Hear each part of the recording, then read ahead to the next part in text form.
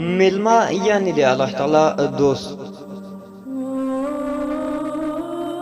یوه ښځه د خپل خاوند نه په شکایت رسول الله صلی الله علیه وسلم مبارک ته راغله او ویې ویل: زما خاوند ډېر میلمه پاله دی، خلک را دعوت کوي، د میلمنو ډېر احترام کوي او د میلمنو ډېروالی او د ډوډۍ تیارولو په عذاب او ستړی کړی یم.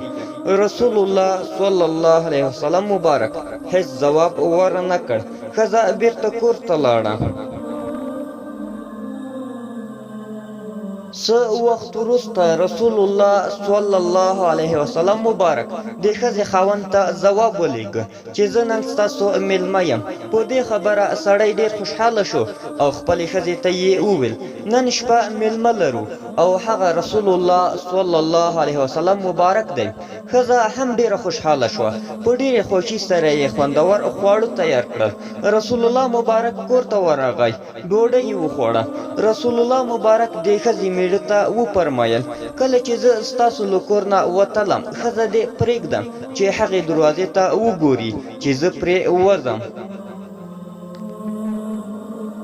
کله چې رسول الله صلی الله علیه وسلم مبارک له دروازې څخه وتلو، ښځې رسول الله مبارک پسې ګوري چې رسول الله مبارک وتلو سره سم له دې کور نه ماران، لړمانان او ټول ضرري شیان ووتل.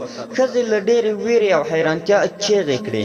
رسول الله صلی الله علیه وسلم مبارک ورته وفرمایل: هر کله چې ستاسو له کور نه میلمه وځي، دا ډول ټولې بلاګانې، ماران، لړمانان او آفتونه له کور نه وځي.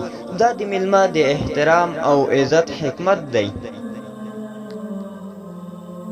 په کوم کور کې چې میلمه ډیر وي، هغه د الله تعالی خوښ وي، او کوم کور کې چې وړو، غټو، نادرو او مالدارو ټولو ته خلاص وي، په هغه کور کې له اسمان نه پرې د الله تعالی رحمتونه او برکات نازلیږي.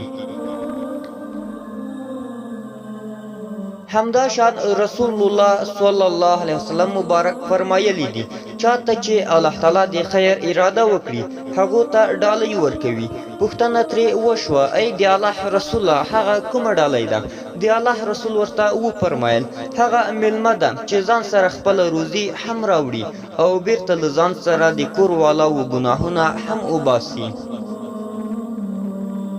میلمه د جنت لپاره دلیل دی.